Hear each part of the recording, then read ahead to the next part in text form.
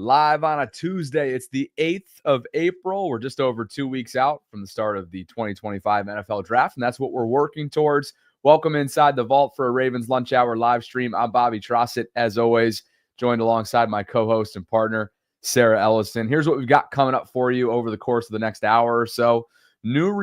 Couple new reports detail multiple player/prospect visits. So you got one veteran, one prospect coming out of college that are set to visit with Baltimore either today or in the near future. You've got Mel Kiper, the GOAT, in his latest mock draft. He likes a player. He likes a player for Baltimore, Sarah, at 27 because he's mocked him before, and other analysts have mocked him before to Baltimore. We'll tell you who that is and have a little conversation on who the greatest is to ever wear number 8 in all of sport. We'll get into it.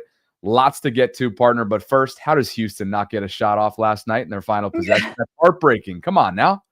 I was already ticked off at them. I wanted Duke, Florida championship, although it's not their fault that Duke melted down. So, yeah, I don't know. You don't get a shot off. That's something they will regret forever. That is for sure. You wanted it for the spectacle, correct? Yeah, Duke, Florida for the spectacle. I'm not a big fan of either one. And I know I'm talking to Maryland, obviously, fans, and Duke and Maryland don't get along too well. But, yeah, like Duke and Florida, it would have been fun. But Duke, they choked. They choked is what they did. That's what they did. So Gators roll on. And I hadn't even been paying attention.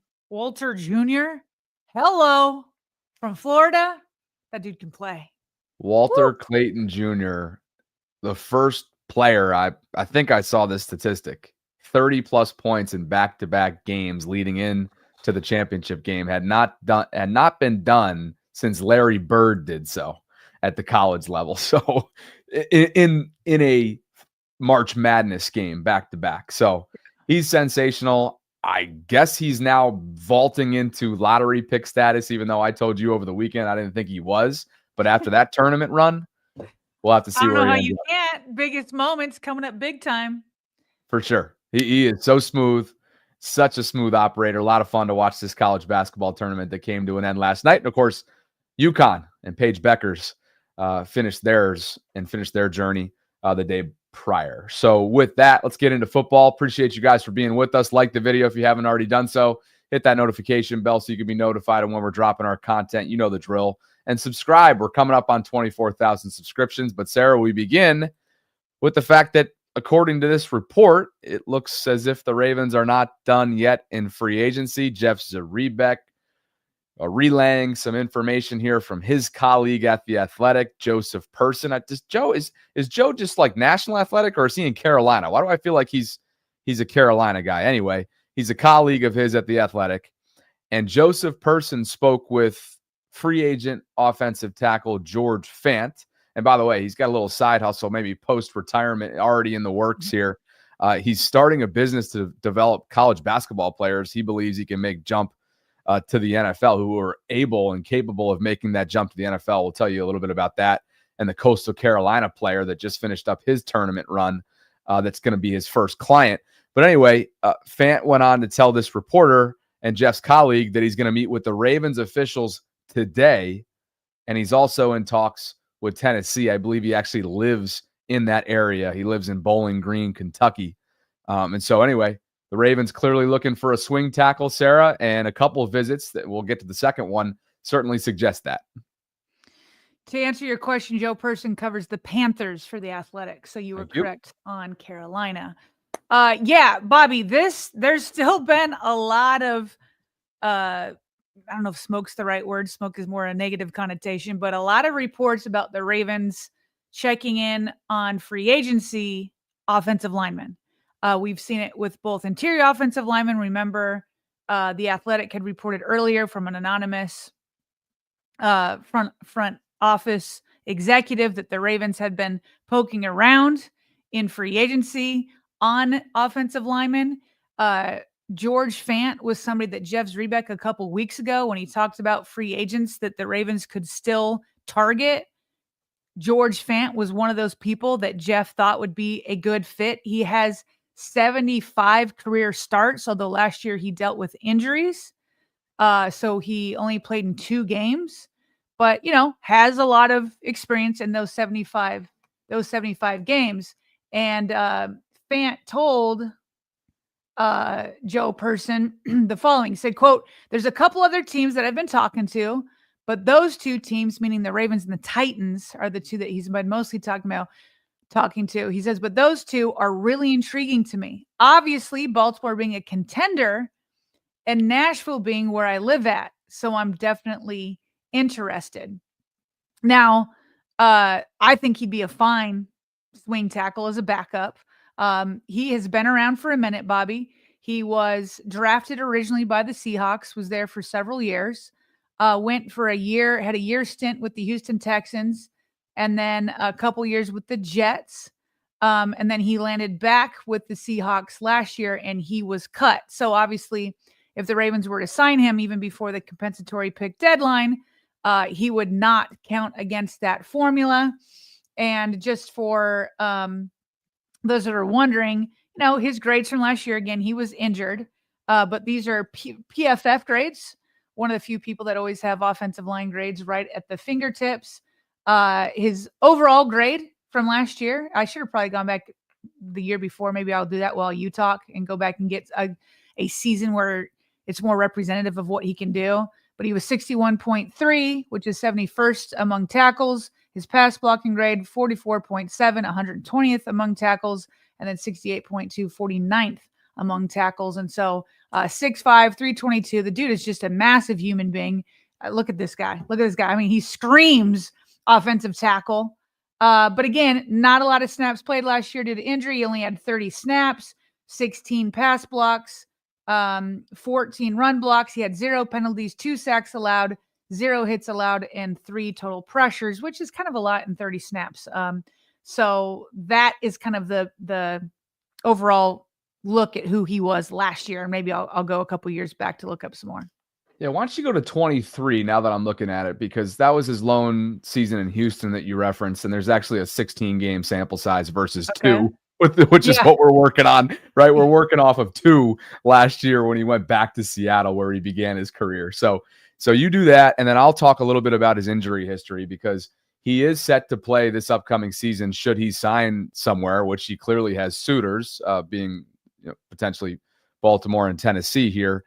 He will play his, I believe, 9th NFL season at age 33. He's 32 right now, turns 33 in July. And here is the injury history. And again, coming off sort of a lost season.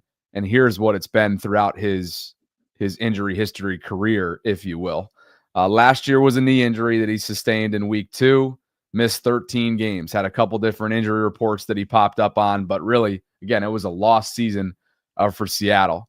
Prior to that, in 2023, the one that Sarah's going to bring in some more information on, his lone season as a Texan, just dealt with some hip soreness, did not miss any games. Again, played in 16, 13 of which he started.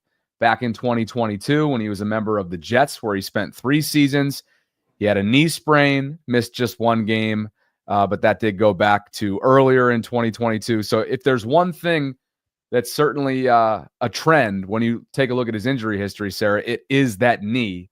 Yeah. And given his stature that you mentioned, what is it, 6'5"? How many pounds did you say?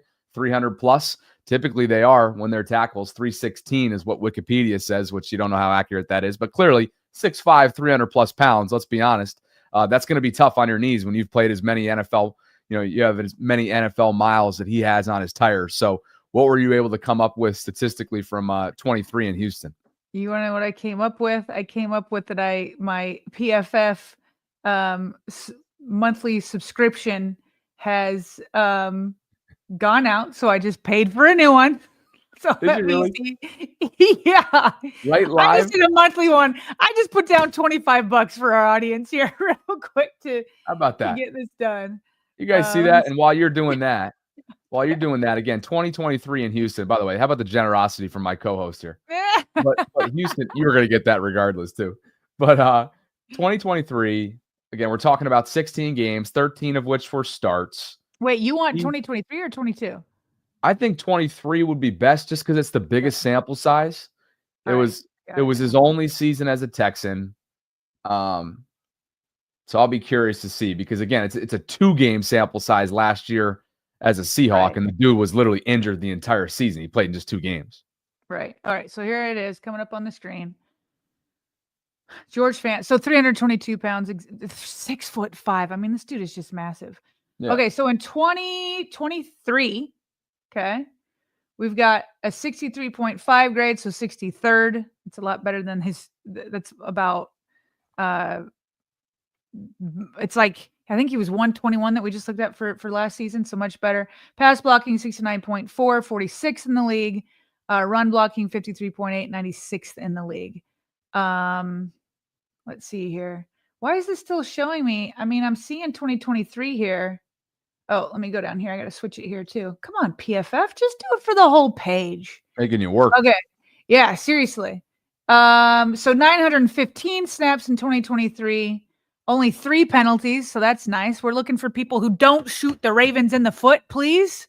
So 3 penalties, 3 sacks allowed among all those snaps. Of the 915 offensive snaps he had, 559 pass block, 356 run block, 3 penalties, like I said, 3 sacks allowed, 4 hits allowed, total pressures allowed 30th. So listen, not like Ronnie Stanley, right? Not a starter, but certainly somebody that is a viable swing tackle that should come cheap, Bobby. Yeah, I was going to say, he's not going to break the bank. There's a reason why he's unsigned. He won't be signed until the Monday after the draft, you would think, because of what you just mentioned earlier on in the show. It won't count against the compensatory. Well, it still won't. But no, he was cut, so it doesn't matter. Oh, I'm sorry. It doesn't need to be after the draft. Yeah, it can be tomorrow. So it could be imminent, which is sort of maybe what this report suggests, being that he's at the very least meeting with Ravens officials today about the potential free agent deal. So yes, so thank you. If a player hadn't been cut, then he wouldn't and get signed. It would not count against the compensatory pick formula starting the Monday after the draft. I know we've mentioned that a couple times in the last few weeks, but that was the reason why Cheeto came in. Right, he was cut by Tennessee, and so as a result, the Ravens pounced when they had the opportunity to. So anyway, yeah, there's a reason why. Where I was going with that, there's a reason why he remains unsigned. You'd like to think the Ravens would be using him sparingly. If they're not, they're in trouble coming up next year. But he's somebody that's got a ton of veteran savvy, a ton of experience. And as we kind of reference off the top there, I just read this Athletic article by Joe Person, the Carolina reporter. And what George is kind of doing is cool here. He's kind of trailblazing, as he did, somebody that played college basketball and then made the transition to the NFL. He's working with this young kid, Colin Granger, who's a college basketball player, or was, for Coastal Carolina, and now wants to make the transition to the NFL. And Carolina just took a flyer on him. But Colin is George's first client in this new business that he's setting up. So perhaps a venture for his post-NFL days, but I thought that was cool. And we've seen guys that have had success in the past, right? Whether it's Tony, I mean, a lot of really good names played college basketball. The Tony Gonzalez of the world, Antonio Gates, Jimmy Graham, Mo Alley Cox. I mean, you got some Hall of Famers in that list right there. And now it looks like George is going to try to do, even though he didn't transition to tight end like Colin's going to try to do, he's going to at least try to transition from college basketball player to NFL player almost overnight, which is something that you don't always see. Yeah. And that's really cool. Really cool that he's doing that. There's a lot of players that do transition. And just reading the chat while you were discussing that new business venture for him, people talking about EDC is bargain shopping again. Well, yeah, it's your backup swing tackle. He paid Ronnie Stanley, your starting left tackle, your all pro. And then last year, he used a 2nd-round pick on the other tackle. He has paid money for the tackle position, and he has used premium draft picks for the tackle position. This is a backup swing tackle. Who do you expect him to get? Ronnie Stanley was the best tackle on the market. Did you want somebody just under Ronnie? Sure, we would all love that, but that's not realistic. But another person they could get perhaps as a backup swing tackle is Ohio State offensive tackle Josh Simmons. So according to Adam Schefter, Simmons is visiting with the Ravens. So he's one of those 30 visits that each team is allowed to have at their facility. Schefter said he's visiting them today. Can't remember if he tweeted this out yesterday or today. So either it was yesterday or today. It says Tuesday. Tuesday with the Ravens. So he will be with the Ravens today and Packers yesterday. Mm-hmm. One clarifying thing there. It's top 30 visits. You don't get 30 total, correct? 30 at the facility. You get to bring in 30 players of your choice should you so choose. Yeah. See, the way that I interpreted a top 30 visit prior to clarifying this right now. Yeah, no, just 30 guys, not top 30. Okay. That is hysterical because all along I had interpreted that as, this is a player that's a projected top 30 pick, and that's why I'm bringing him to our building. So you're saying you get 30 potential players to choose from regardless of where you're projecting them to be that you can bring onto your campus? Yes. Okay, yes. I got you. Because who's to say who's a top 30 player, right? Like, there's a quarterback who could go, like who knew what Lamar Jackson was going to be in 2018, right? Like some people saying he should be a wide receiver. No, is he a top 30 pick? They got him at 32. You know what I mean? They're like, who's to say that? So no, it's just 30 players that they're allowed to have visit the facility. Prospects. Copy that. So Josh Simmons is one of those. We talked about him months ago, just because I think somebody else had projected him to the Ravens. Here's where he falls with a couple of different offensive tackle rankings for this year's draft. PFF has Josh Simmons ranked number 4 among the tackles. And then over to the right, this is Mel Kiper. He's got Josh Simmons as the 3rd best tackle. Now, Bobby, Josh Simmons, as you know, plays for OSU.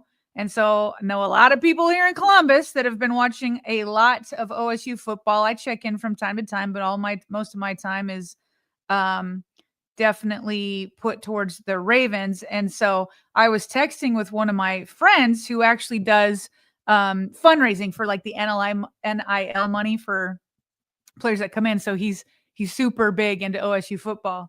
And we were texting the other day and I was like, I'm kind of interested in Josh Sims. And he's like, it's funny that you say that. He goes, I'm the biggest Buckeye homer you will ever meet in your life and would advise you to tread lightly on Josh Simmons, he says. So just as somebody who watches, the Buckeyes all the time, he doesn't seem totally bought in, even though, he's ranked in the top 3 or 4, depending on who you're looking at. Okay.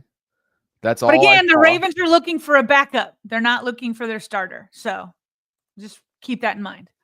Let's go to our guy, Lance. We got questions about somebody. Let's go to Lance Zerline's overview.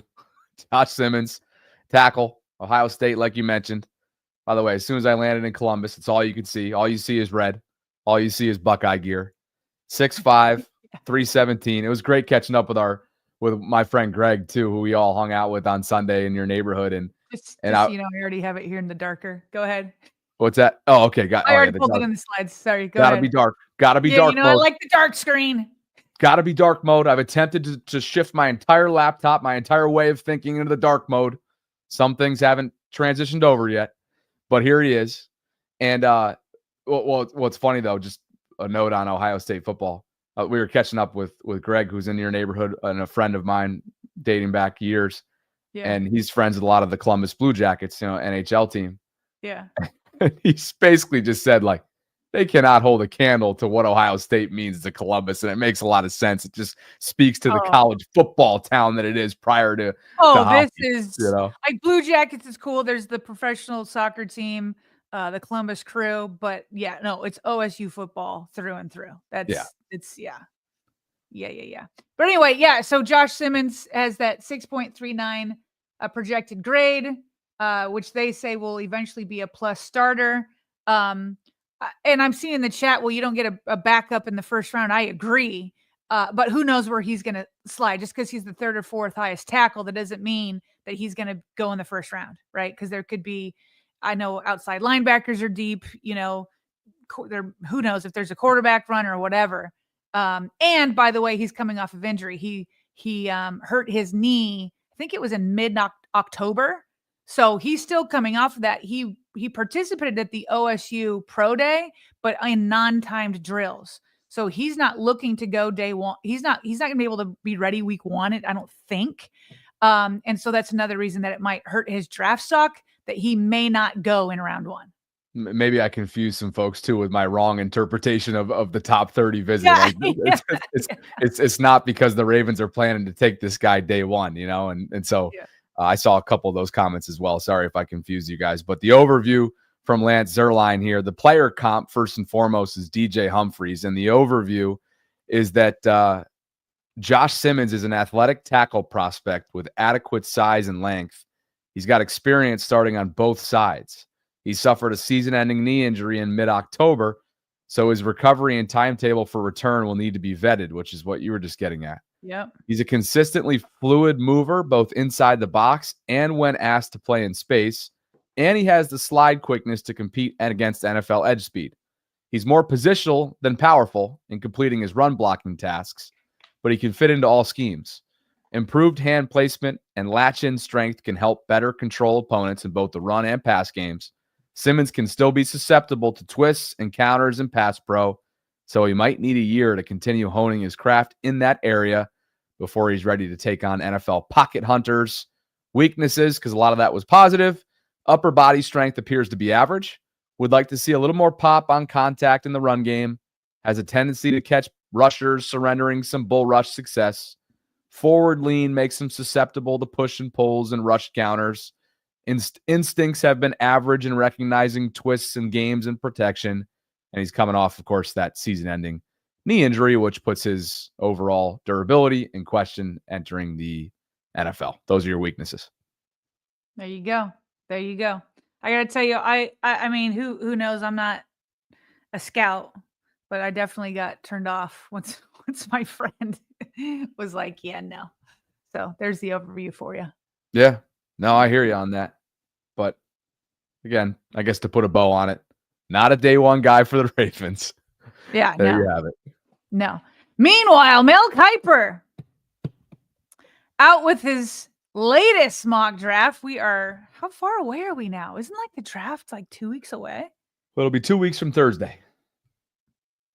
Jeez Louise. Well, we got a lot of draft content coming up. We got some guests coming on for the next 2 days to really help us sink our teeth into all of this. But what do you know? Malaki Starks has to be the most mocked player to the Ravens, right? Like, I would think Malaki, or I feel like Harmon. I feel like Derek Harmon's gotten some run. He's gotten a few. I feel like I see Malaki Starks the most, but who knows? It's not like this is scientific here. But Mel Kiper has already projected into the Ravens before. He is not coming off of that. Here's his write-up. Starks is a little bit of everything. We know this. This is like, we've covered him a few times. This is like obviously you can't project him to be an all-pro in his second year, but it's another Kyle Hamilton that you'd have out there, right? With versatility and being able to kind of move around and do a little bit of everything. But so that's what he says, Mel Kiper, that he does a little of everything on the back end. He can step up into the box and stop the run. He can drop over the slot in coverage. He can patrol center field with his closing speed. Baltimore was burned by big plays last season. 58 opponent plays went for 20 or more yards, third most in the NFL. The Ravens tried a few different players at the safety spot next to Kyle Hamilton, and midseason switch to Darius Washington helped, but Starks would be a real difference maker. This is a good roster with legit Super Bowl aspirations, and GM Eric DeCosta can't let chunk plays undo the team. Bobby, I will say this about Malaki Starks. A lot of the other guys that are projected the Ravens at 27, since you are near the back of the first round, when we read about them, especially outside linebackers, it sounds like a lot of them need development that may take a year or two. But Malaki Starks, he's one of the guys that it's like, boom, plug and play. You know what I mean? There's just not as many plug and play guys once you hit there. And Malaki Starks is ranked by Mel Kiper as the number one safety in the group. A lot of guys have the same thing. And so if you're looking for an impact this year, right? If you're Steve Bisciotti and you're like, I don't care about 30 years from now. I don't care about 5 years from now. I want to win a Super Bowl right now. Like, of the guys that we've been talking about that have been mocked to the Ravens, like he's for sure a plug and play, can make an impact year one. Tell you what, there's one statistic that's labeled to him from his time at Georgia that I think is really encouraging. That's a missed tackle rate of 2.2%. 2.2% of the time will he miss a tackle. That to me screams accuracy. He's an accurate player when it comes to taking the right angles. Reliable. Right. Reliable and accurate when it comes to taking the right angles, when it comes to finishing plays. And I know a lot of you, when you think about the safety position, you start to get into fantasy land, right, about Nick Eamon-Warry because he's got some similar traits to Kyle Hamilton and whatnot. But I don't know how you couldn't be fired up about this type of playmaker showing up to Baltimore. The Lance Zierlein overview, if you need a refresher, Malaki was a 3-year starter with reams of high-leverage games all over his resume. Starks is a versatile safety with the size and athleticism to eliminate contested catches and the speed and ball skills to shine when the action travels deep. They needed him through the first 9 weeks last year. Connection to the route is inconsistent in man coverage, and he's baited out of position by misdirection, but better discipline and anticipation should clean that up. It would also help playing along Kyle Hamilton with that. He's not a true force player near the line, and his pursuit angles can be raggedy, but he gets guys down when he's in position. Starks has feast or famine moments on tape and disappointed with his short area testing at the NFL scouting combine, but he ran well in Indy, was impressive in interviews with teams. He's a future starter as a movable back-end piece whose consistency will determine his floor and ceiling. Some lukewarm content in that, but overall, you just get the sense like you get this guy in the right system and he's going to dazzle you. Well, when you say lukewarm, like Lance has to put down like weaknesses. Like he's not a good scout if he doesn't. So you're going to have positive and weaknesses for like the guy that's number 1 overall and the guy that's in the 7th round. You know what I mean? And so it's like you got to kind of always like keep that in perspective. And so just looking at some of the comments in the chat, first of all, let's remember that the Ravens secondary was ranked 32nd through 10 weeks of the season. Yep. They were able to salvage it, and Ardarius Washington was a huge part of that, and moving Kyle Hamilton back into the traditional safety role in the back end helped with that. But they do need to improve the secondary. And like some people saying that he's redundant. He's not redundant. When you want to disguise what you're doing, you want as many guys who can do as many things as possible. Like, who's coming? Is Malaki Starks coming? Or is Kyle Hamilton coming? Who's dropping back? Like you don't know. 32nd in the NFL. Yes, they need to continue to build up the secondary. They obviously need to build up other places too, including outside linebacker. We know all the needs that there are. That was the first comment, and then I forgot the second comment, but they definitely need to get another safety in there. They definitely do. Whether it's Malaki or, we talked about Xavier Watts in the 2nd round. That would be cool too, out of Notre Dame, whatever. But like, the other question I saw in there was, when did we start talking about Nate Wiggins last year? I feel like it was later for sure. I don't remember Wiggins being, talked about nonstop, but I do remember Marlon Humphrey was on our show draft night before the pick, and he had Wiggins. He had cornerback and he had during the pick? No, not during it, but leading into it. I gotcha. Yeah. Yeah, he liked him a lot. And you know who also liked him and just the speed that he brought to the table. Really, it was more about Xavier Worthy, but our late friend Jacoby Jones. You and I just were going through our draft content from last year, just getting ready for this year. It's hard to believe that he was on our show on opening night last year. Was it opening night or was it? I think it was opening night with him. Thursday night, yeah.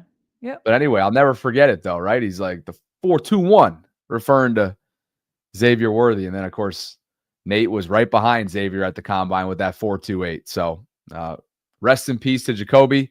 This was a 2-round mock from Mel Kiper. Who's he got coming in at 59 in the 2nd round?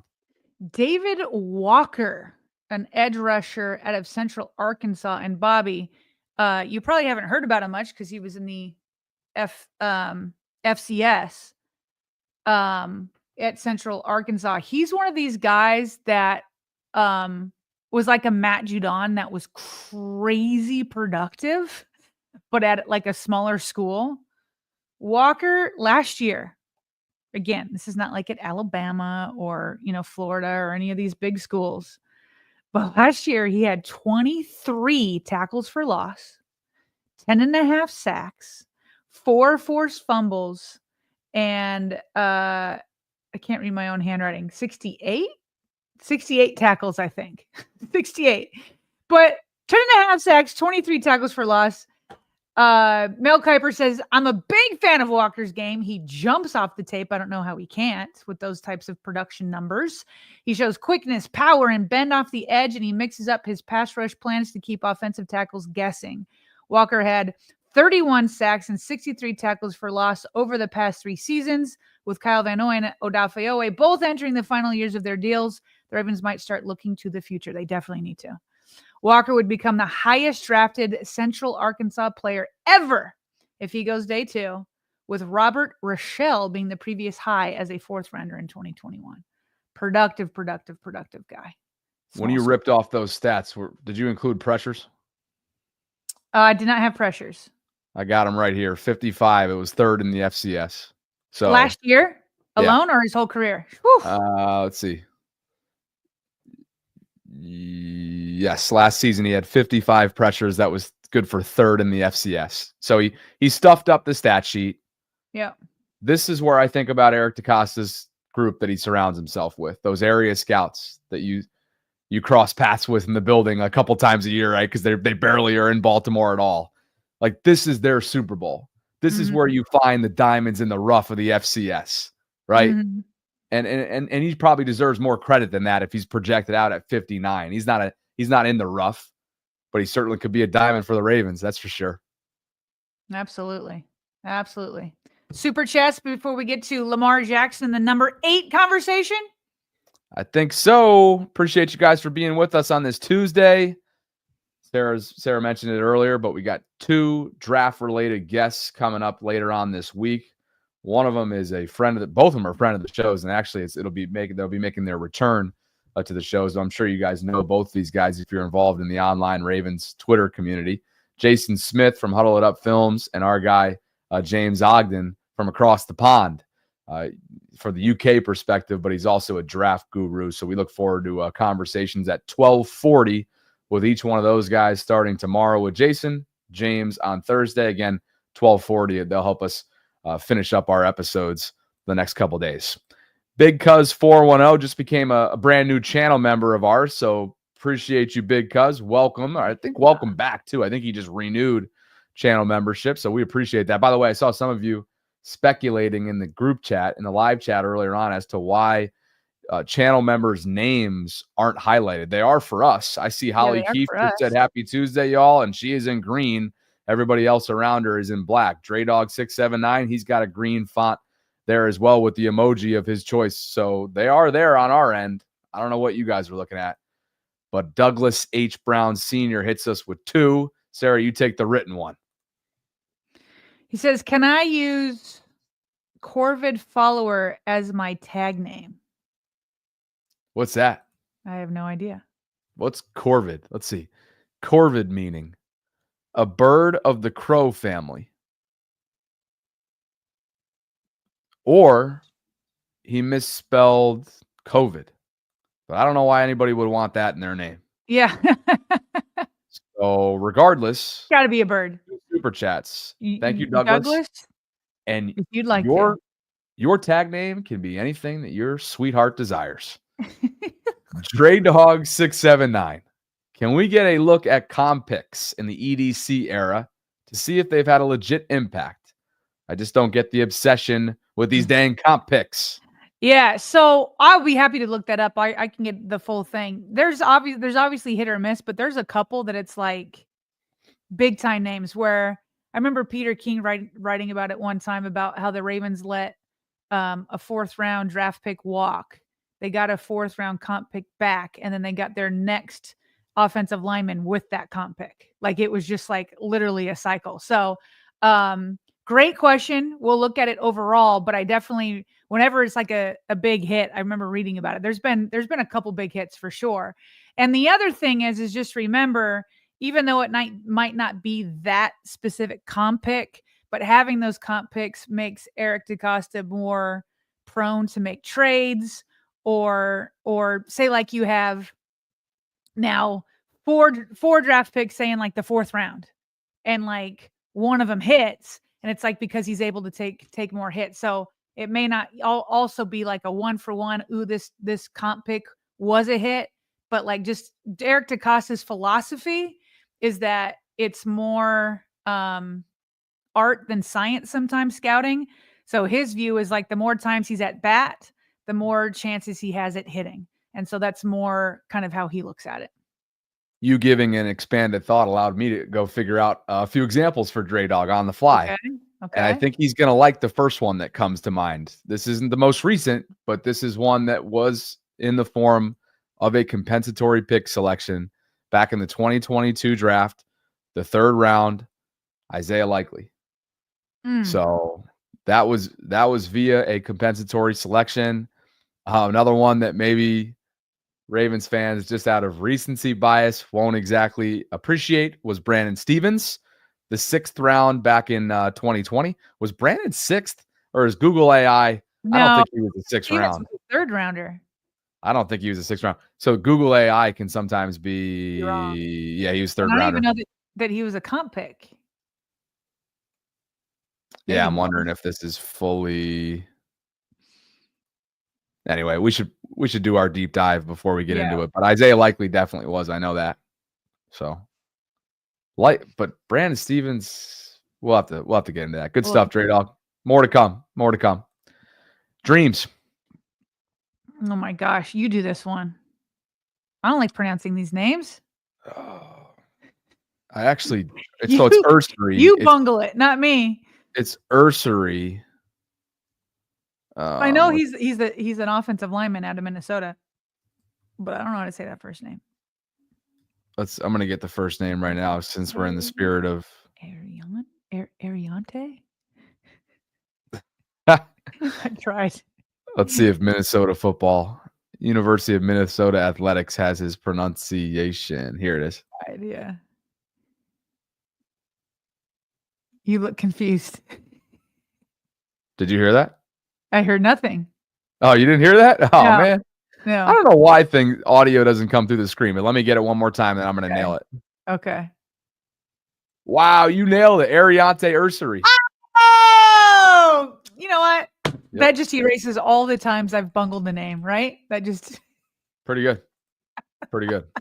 Another one I don't know about that, by the way, but yes, yeah. It does. One correct, difficult pronunciation erases 20 bad ones. So I feel making up rules out here, smiling not. Dre Dog 679 hits us with another one. No more projects in the first 3 rounds of the draft. The Ravens need a plug and play guy, and guys plural, to impact this team. Not now, not 5 years later. Hashtag, oh, this is hilarious. I now have a hashtag since folks are trying to recruit me to their areas, being that I'm set to do a little bit of travel starting June 1. Hashtag Bobby SC. So you can Robert add Trust that to the South Carolina board. You know what we honestly need to do? What? During the dead period between, I think it's when mini camp is over and before training camp starts. Dead period. Okay. I'm just wondering, should we do a segment where our audience sets you up on a blind date and you travel down there, whether it's in South Carolina or in Florida? All right, it's got to be somewhat near. We're not trying to break the bank here. All right. But then we get content. We talk about these blind dates with our audience. You can do one per week during the dead. There's 3 weeks of a dead period. I feel like we need that content. You mentioned this during the summit, and I felt like I was a willing listener. Didn't I sound like a willing listener? Yeah. So we just need our audience to come through for us. Okay. All right. Mars Madness says it's risky. Can you just clarify what you mean by the blind date and how you see Well, they're that just going? setting you up. They're setting you up. So I mean, I guess you can talk to them via, Facebook or FaceTime, I mean. So you can do all that and talk to them. But it's like, but it'd be more fun if it was just a blind date. And you got to trust the audience that they're like looking out for you, finding a girl that would be good for you. Anybody have anybody? I'm not even seeing anybody saying, "Oh, I got a girl for Bobby." Chat, let me know. Chat. I've been known to be receptive to this type of idea.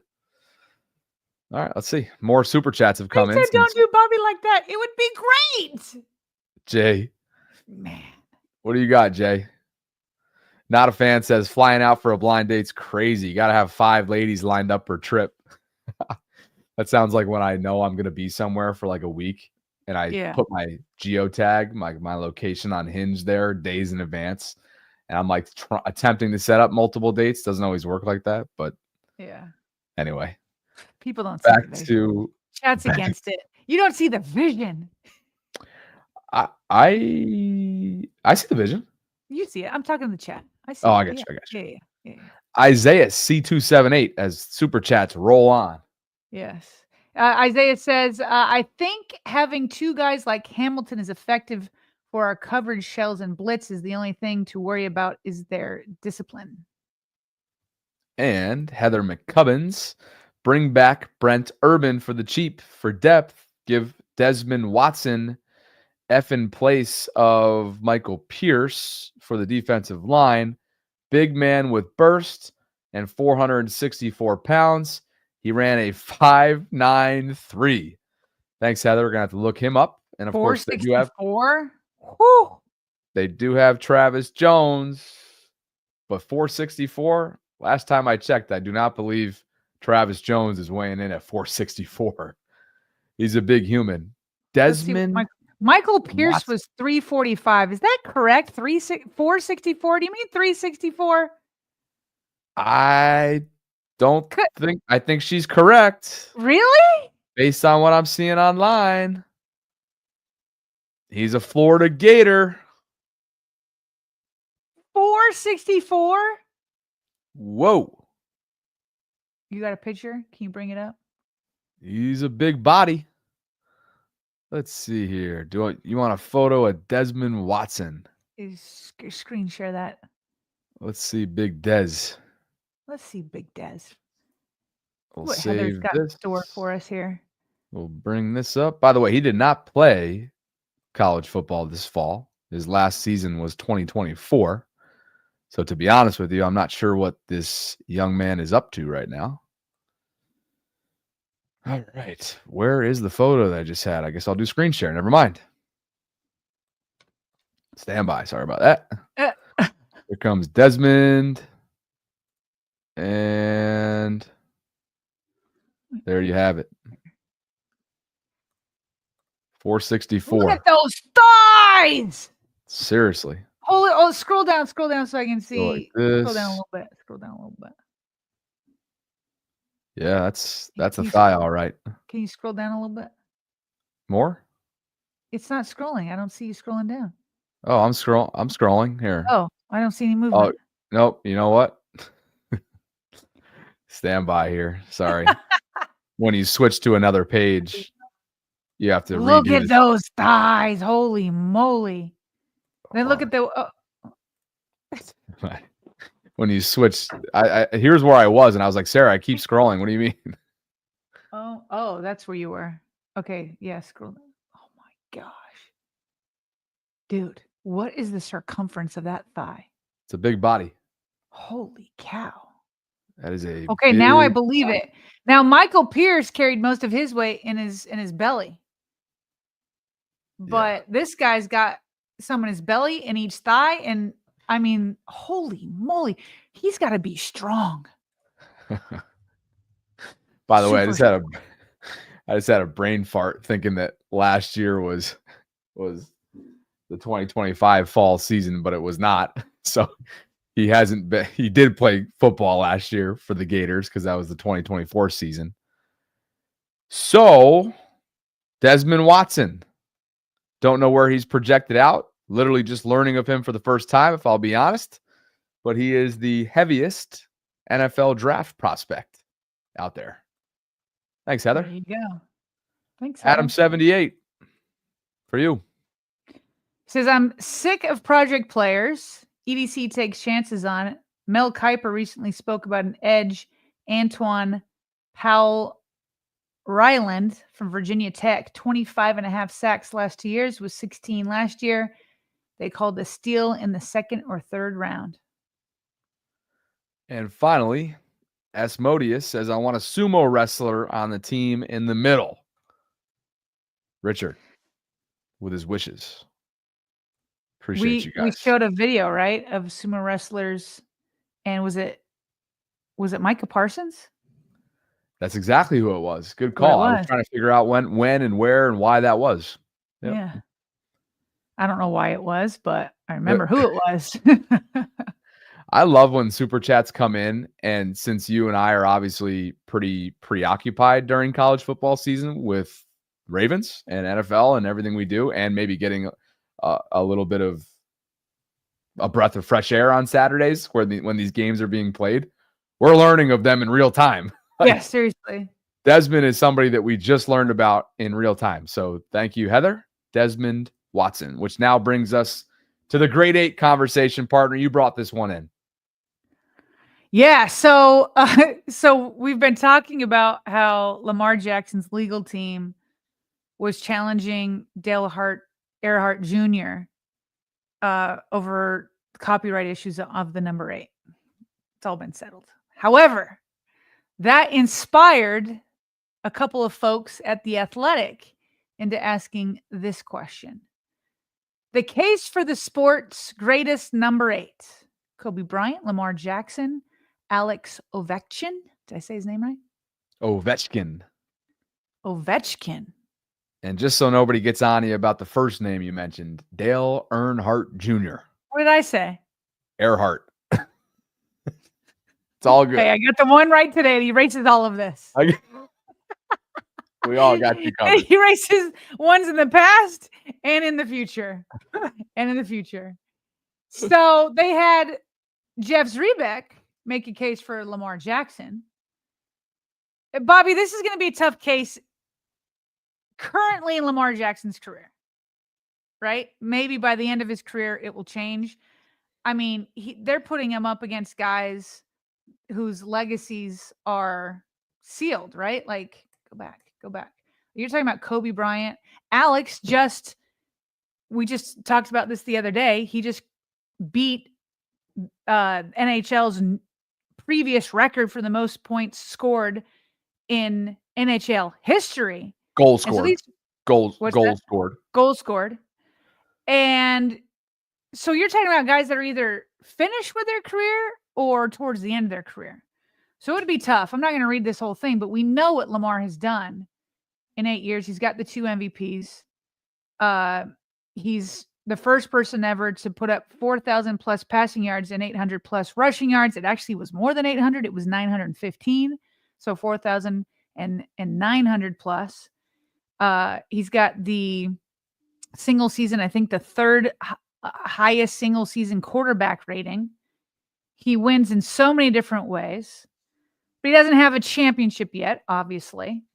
What's funny is, so they wrote up one for Lamar Jackson in the NFL, and then they also said that the greatest college football player with the number 8 was also Lamar Jackson.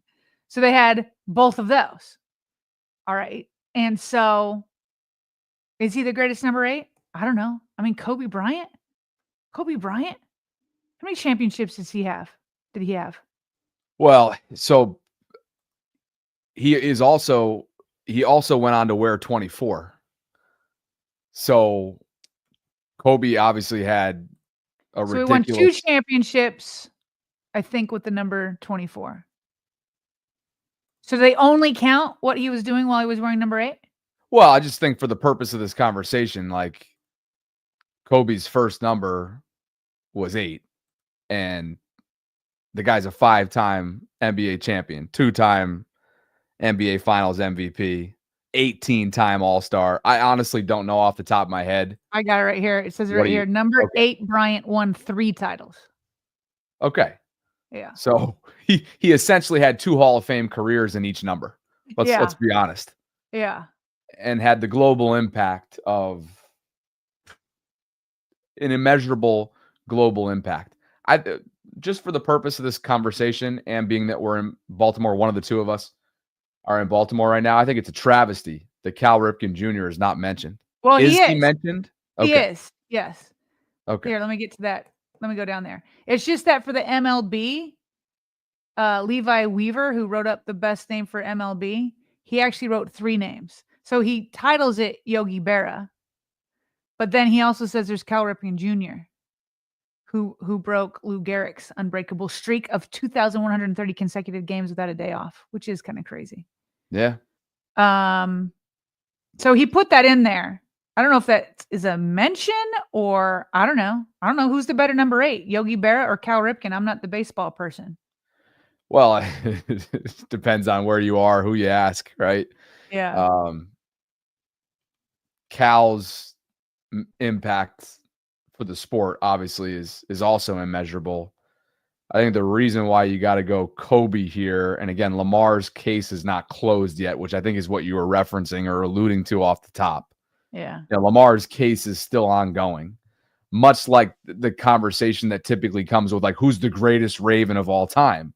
Well, Lamar's case versus Ray and Ed and J.O. and all the other greats, really, it's only probably between Ray and Ed, no disrespect to any of the other greats, is because his career is still ongoing and he has yet to accomplish, obviously, what he promised he would, and that is bringing the hardware to Baltimore in the form of a Lombardi trophy.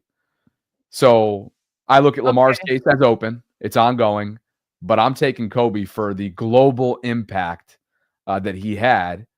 And obviously, the guys that we're seeing on the screen here, take your pick. I mean, Ovechkin is a bona fide Hall of Famer. He just passed, to your point, Wayne Gretzky, all-time goals scored in the same amount of games, 1,487. Cal is a Hall of Famer. What he means to Baltimore, he is on the Mount Rushmore in Baltimore when it comes to Baltimore sports. What's crazy about it, though, I give Cal, if we're talking about the greatest to ever wear 8 in this area, you got to give that to Cal because he delivered on a World Series title.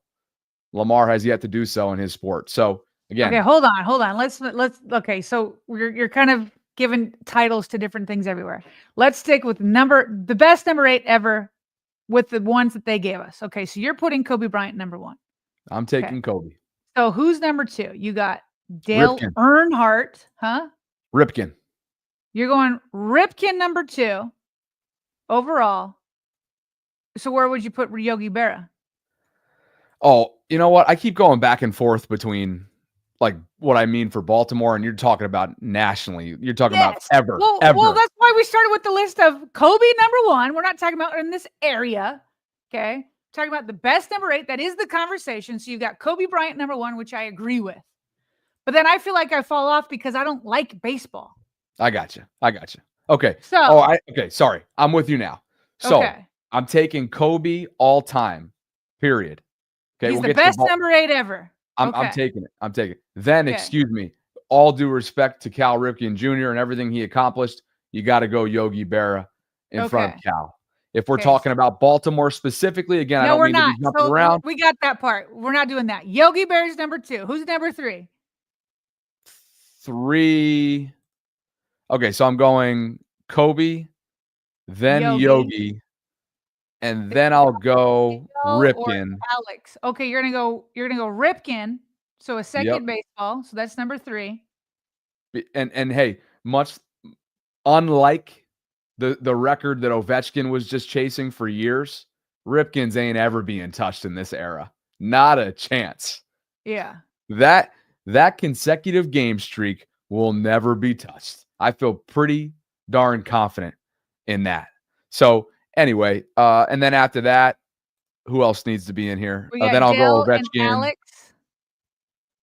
Yeah, then I'll go Ovechkin. Okay. And then to be honest with you, I don't know anything about NASCAR, so I'm not gonna. Yeah, it's probably why it's low down. Yeah, but hey, factor. to kind of bring this all around. And by the way, I think Omega's comment really fits nicely here when it comes to evaluating Cal Ripken. Cal's the most reliable. He was never the best. And there's nothing demeaning about that. It doesn't take away from what he was, what he meant to the game, what he accomplished as an Oriole, World Series champion, right? His whole resume, it's written in ink. 19-time All-Star, 83 World Series champion, 2-time MVP, Rookie of the Year in 82, 2-time Gold Glove Award winner. I mean, so on and so forth. Hall of Famer, enshrined in Cooperstown, and always will be. But when you look at Yogi, just for comparisons, because you said you're not a baseball gal, can I rip off Yogi's resume and then we can wrap? Yeah. Yogi Berra, 18-time All-Star, 13-time World Series champion, 3-time AL MVP. His number 8 is retired as a New York Yankee. He's a Hall of Famer and served in the United States Navy from not this is about baseball, but this to me is the most important of it all. Served in the United States Navy, 1943 to 1945. What a legend's legend, if you will. Absolutely. Incredible. Absolutely incredible. Can I just say this? We probably have Lamar last on this list because it's not even a fair fight, right? Because he's going into his 8th year. All these guys are finished or nearing the finish. So it's not even a fair fight. But I'll say this. I don't even know that Lamar should be the number 8 that's representing the NFL in this conversation. It probably should be Troy Aikman or Steve Young. Yeah, again, absolutely. It's not a fair fight. Not a fair fight. Let's wait until then, until he's finished his career. But Troy Aikman had 3 Super Bowls. Obviously, he had like Emmitt Smith and an incredible receiving core. Like he had a phenomenal team around him for sure. But he's got 3 Super Bowls. And then Steve Young, he has how many? I think he as a starter, he just had the 1 Super Bowl, correct? Just the 1 as a starter. So right now, only 8 years in, I think either Aikman or Young should have represented the NFL in this conversation. But I get it because they did this based off of the copyright issue that's been going on. So, but Lamar's going to get there. Lamar's going to get there. It's tricky. Like Lamar's not the representative for the NFL. He's not the representative in his own town that he plays for here, and that's okay. He's going into his 8th NFL season. Like his legacy is still not undefined. Like his legacy is set in stone. If he were to call it in tomorrow, there's a lot of people that would vote this guy to Canton one day, and deservedly so. But it's an ongoing case, baby. Do not close his file, Sarah. It is ongoing. He's going to have something to say about it before it's all said and done. But for my money, in terms of number 8, top 3 all time in sport, I'm going Kobe, Yogi, and Cal. There you have it. Boom. Super chats, then quick hits. Well, yeah, and C-Max was right that you guys were lockstep. How come you haven't talked about Steve Young? You did right as this super chat came in. So C-Max is on top of it. And Mike M sharing some thoughts on Desmond Watson, who Heather led us on to, who's the draft prospect coming out of Florida. Yeah, he said Watson equals Terrence Cody 2.0 hard pass. Woo, I hope not. Terrence Cody, that was a bust. That was a 2nd-round pick out of Alabama. Ozzie Newsome, obviously GM at the time, plenty of intel on Cody, and he was a bust for sure. And I believe he was released after he got busted for a Michael Vick type. I don't know if he had like a dog fighting ring, but there was something with like his treatment of dogs where he got in trouble with. Yeah. Here it is. February 2015, Cody was indicted on animal cruelty and drug charges by a Baltimore County grand jury. Yeah, I feel like that right after that came out, or there was that was like an off season where there was just a ton of guys where there were reports like that getting in trouble with the law and stuff like that. And Terrence Cody was one of them, but he was probably going to be released anyway. But then I that was just like final nail in the coffin. I'm reading this think he ever paragraph right played now. again. Did he ever play again? The last year on file for him was 20. No, the answer is no. It was right around that same time. And I'm reading He only played with Baltimore. Just find myself getting more and more enraged reading this paragraph. I know. I'm sure as you're looking at Tilly over there, and yeah. 2 counts of aggravated animal cruelty involving a dog, 5 counts of animal abuse or neglect involving the same dog, 1 count of illegal possession of an alligator, 5 counts of animal abuse or neglect. Alligator. Jeez. 1 count of possession with intent to use the drug, paraphernalia, 1 count of marijuana. His agent denied his client's guilt and said that Cody's dog died of worms and that there was no animal cruelty. The investigating veterinarian said the dog was neglected. I'm going to lose my mind here. The investigating veterinarian said the dog was neglected and starved to death. We got to move on before I lose it. That was like 2014. Yeah. Maybe he's changed. It was about more than 10 years ago. You better have. But you're hearing about it for the first time. Where were you in 2014, Bobby? You better have. Sophomore at Loyola. Oh, you were in college. Okay. Yep. So anyway, I know we both brought this one in. Warren Sharp, NFL commentator, NFL personality, great football mind, put together what I kind of think is a great little scenario here. And that is an 18-game NFL season that he is hypothesizing. How it would work in his mind: 2 bye weeks for all teams, a 20-week season, only 2 preseason games. I like that. Week 1 would be moved up to Labor Day weekend. The Super Bowl would be moved to President's Day weekend. There'd be a national holiday after the Super Bowl that so many have been clamoring for and calling for years. Well, it's already a national holiday, right? And so you don't need to do another one. Oh, and he goes, everyone on board. Consider me being one of them. What were your thoughts on it? Well, I feel like he may have stole this from Joe Burrow, because I remember Joe Burrow putting out a very similar scenario a couple months ago. So yeah, shorten the bye week for sure. And I'm sure players would love to have 2, and coaches. I'm sure all teams would love to have 2 bye weeks. Love it on President's Day weekend. It's awesome. Yeah, I think there's a lot to like here. You're right. Like the second bye week could be good for attrition because you're adding a game, right? It's the current 17-game, 18-week schedule. And they were at 16 and went to 17 without a new bye week. So if you add another, you should get that in return. Like, we need more rest. Yeah. Correct. And then so you'd be moving from an 18-game season, or excuse me, a 17-game season to an 18-game season over a 20-week span.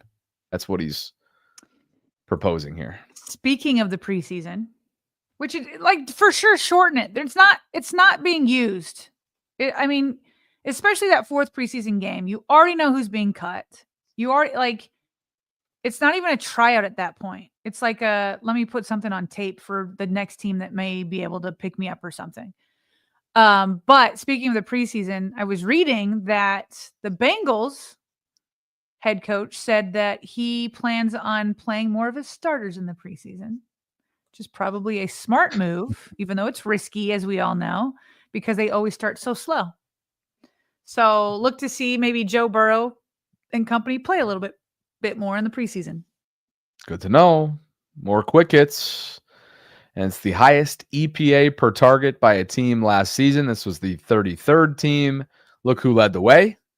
Ravens atop the list at 0.44. Then a couple other players, or at least one other player in Zay Flowers, led the list of highest explosive reception percentage with a minimum of 70 catches last year. Zay came in at 35.1%, edging out his fellow rookie, Ladd McConkey, who ended up in Los Angeles as a Charger. Cortland Sutton tops the list. Zay top 5, Sarah. And for those that are wondering how they calculate the highest explosive reception percentage, I looked it up. 33rd team defines that as a catch of 16 or more yards. So that is Zay Flowers, 4th in the league, with 35% of his catches going for 16 yards or more. And based on his social media posts, he is looking yoked and ripe for year 3. Like, he looks like he is doing some Derrick Henry-esque training down there in South Florida. So hopefully that pays dividends for him in year 3. And this Pro Football Addict put together every NFL team's single game average ticket price. You will see that the Ravens are there on the second tier. So let me count this: 1, 2, 3, 4, 5, 6, 7, 8, 9, 10, 11, 12, 13, 14, 15. So the Ravens average ticket price is ranked at number 15. So almost right there in the middle of the entire NFL. Ravens president Sashi Brown, while at the owners meeting, said that the Ravens will not raise ticket prices this year. They usually do it every other year. And I think all the teams kind of play this dance where, like, one year, once you raise ticket prices, you kind of go more towards up into like the 1/3 or 1/4 of the highest ticket prices. And then you don't raise it for a year or two, and then other teams will, and they become, so they're all just like, it's kind of like when players get paid, it's like the highest paid quarterback isn't always the best quarterback, right? It's just the latest quarterback to get paid. So sometimes that plays into this, but even if, say, the New Orleans Saints were to raise their prices, I don't know that they're going too high. They're at $43, whereas number 1 on the list, Detroit Lions, are $254. Ravens right there in the middle at $133 for the average ticket price.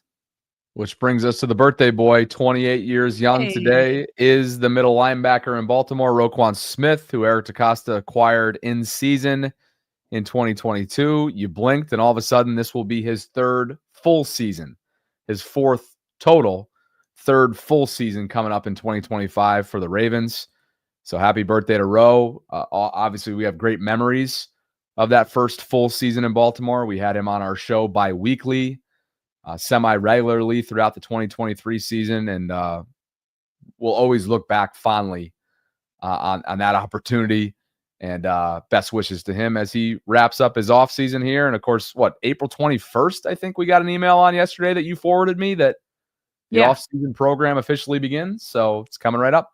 But you know what email I have not received is, when is the pre-draft luncheon and press conference? The Liars Luncheon. The Liars Luncheon.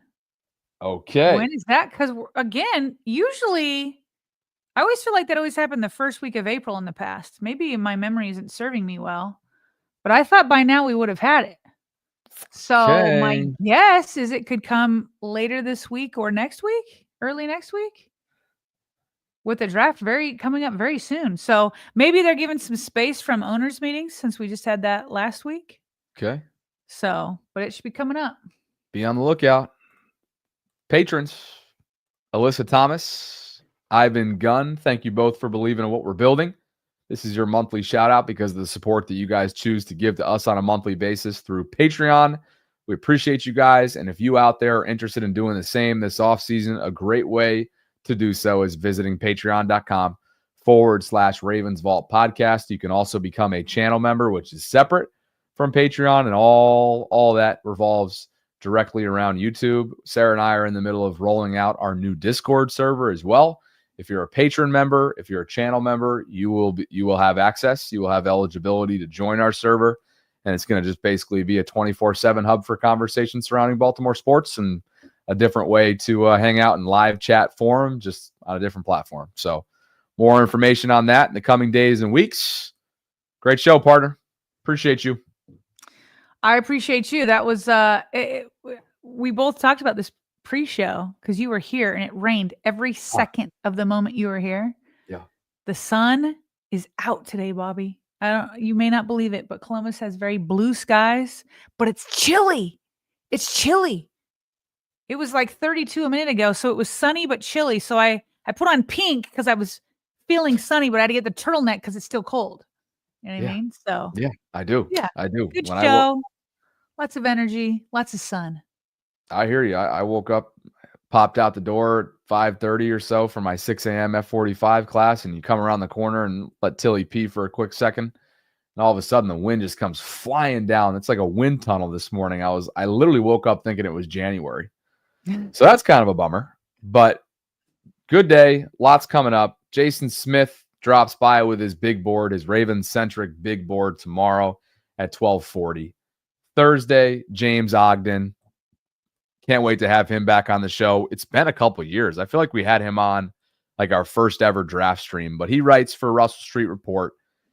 He podcasts for the UK Ravens pod, and he's also a grad of the Scout Academy, which develops the next generation of football evaluators. So I'm looking forward to hearing from both of these guys in terms of the players that they're all in on, and maybe we'll have some good insights for. So appreciate you guys for hanging out. Please like the video on your way out if you haven't already done so. Subscribe to the channel for that 24,000 subscription mark that we're coming up on, and hit that notification bell if you could as well, so you can be notified of when we're dropping our daily live content, which will next be up in 23 hours from right now for a Wednesday Ravens Lunch Hour live stream. For my co-host and partner, Sarah Ellison, I'm Bobby Trossett signing off from this Tuesday show. We'll catch up with you tomorrow. And as always, Vaultrons, we appreciate you for spending some time with us here inside the vault. We'll talk to you soon.